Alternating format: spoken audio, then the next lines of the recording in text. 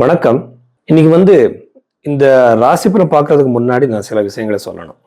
First பாருங்க, எல்லாரோட ஜாதகத்துல ஒரு பர்த் டைமு பர்த் இயர் சரியா இருக்காது. நிறைய பேருக்கு டைம் கொஞ்சம் தப்பா இருக்கும். அந்த டைம்ல நம்ம ஜாதகம் பார்க்கறதுக்காக கை ரேகை வச்சுதான் பார்க்கணும். நம்ம கையிலே கூட ராசிகள் இருக்கு, 12 ராசிகள் இருக்கு, கிரகங்கள் இருக்கு.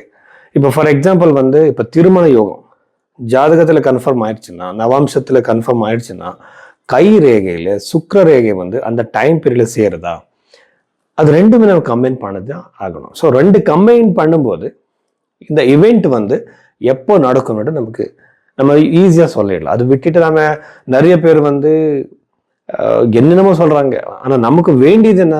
நம்ம திருமணம் எப்போ நடக்கும், பரிகாரமோ அதெல்லாம் விடுங்க, செகண்டரி. ஆனா அந்த இவெண்ட் எப்போ நடக்கும் அது இம்பார்ட்டண்ட்டாக நம்ம கண்டுபிடிக்கிறதுக்காக கை ரேகை, ஜாதகம், நவாம்ச குண்டலி இது எல்லாமே பார்க்கணும். யூஸ்வலா நான் பிரஷ்ன சாஸ்திரமும் பார்க்குறேன். அந்த பிரஷ்ன சாஸ்திரம் பார்க்கும்போது அங்கே ஒரு கம்பைன் ஆயிடுச்சுன்னா, ஒரே ரிசல்ட் வந்துருச்சுன்னா கண்டிப்பா அந்த ஈவெண்ட் இந்த டைம்ல நடக்கணும்னு நான் சொல்லலாம்.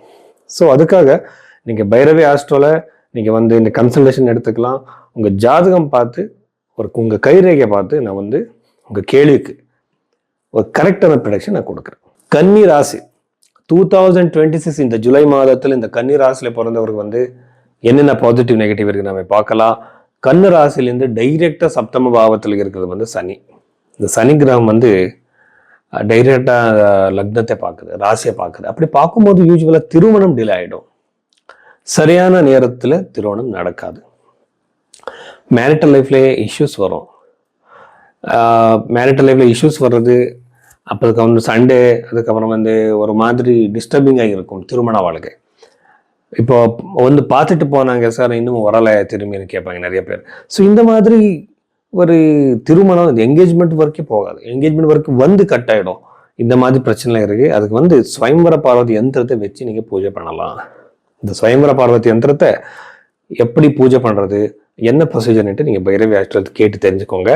அதுதான் இதுக்கு இம்பார்ட்டண்ட்டான ஒரு ரெமெடி. 11th ஹவுஸ்ல இருக்கிற குரு கிரகம் நிறைய லாபம் கொடுக்குற சான்ஸ். எஸ்பெஷலி யாரையா ப்ராப்பர்ட்டி நீங்க சேல் பண்ணிட்டு இருக்கீங்களா, சேல் பண்ணிட்டு ஏதோ நீங்க ஃபைனான்சியலா ஒரு அதிகமான லாபம் எக்ஸ்பெக்ட் பண்றீங்களா, கண்டிப்பா அந்த மாதிரி யோகம் இருக்கு. கடன் பிரச்சனை வெளியே வர்றதுக்கு அதிகமான சான்சஸ் இருக்கு. ஒரு பெருசான அன்எக்ஸ்பெக்டடான பணம் உங்க கை சேர அதிகமான பாசிபிலிட்டிஸ் இருக்கு. அதே மாதிரி ப்ராப்பர்ட்டி கூட வரலாம். தசம பாவத்தில் இருக்க சூரியன் யாருக்கு இந்த கவர்மெண்ட் ஜாபுக்கு ட்ரை பண்றீங்களோ, இல்லை ஜாப்ல நீங்க ப்ரொமோஷன் எக்ஸ்பெக்ட் பண்றீங்களோ, அவ எல்லாருக்குமே ரொம்ப நல்லா இருக்கு. அது இல்லாம வெளிநாட்டுல ஜாப் பண்றவங்க அவர் கரியர்ல இது ஒரு முன்னேற்றமோ ஏதாவது ஒரு ப்ரோக்ரஸோ பார்த்துட்டு இருக்கீங்களா, எக்ஸ்பெக்ட் பண்றீங்களா, கண்டிப்பா அந்த மாதிரி யோகம் இருக்கு. சிஷ்டபாவத்தில் இருக்க ராகு உங்கள் எதிரிகள் மேலே உங்களுக்கு ஒரு மாதிரி சக்சஸ். எப்படின்னா உங்க எதிரிகள் உங்களை தொல்லை கொடுக்கறதுக்கு, பிரச்சனை கொடுக்கறதுக்கு வருவாங்க. ஆனால் உங்களுக்கு வெற்றி உங்க கை சேரும். பஞ்சம பாவம் கூட ரொம்ப நல்லா இருக்கிறதுனால சந்தான யோகம் கன்னி ராசியில போறவங்க ரொம்ப நல்லாவே இருக்கு. ப்ராப்பர்ட்டி கூட எஸ்பெஷலி இந்த கவர்மெண்ட்லேருந்து சில ப்ராப்பர்ட்டிக்காக வெயிட் பண்ணுவாங்க. கவர்மெண்ட்னா நமக்கு சேங்ஷன் ஆகிற ப்ராப்பர்ட்டி ஆகிருக்கலாம், இல்லை சில டைம்ல கோர்ட்லேருந்து ஆர்டர் நமக்கு ஒரு ப்ராப்பர்ட்டி கிடைக்கலாம், நாமே கேஸ் போட்டு இருக்கிற ப்ராப்பர்ட்டி.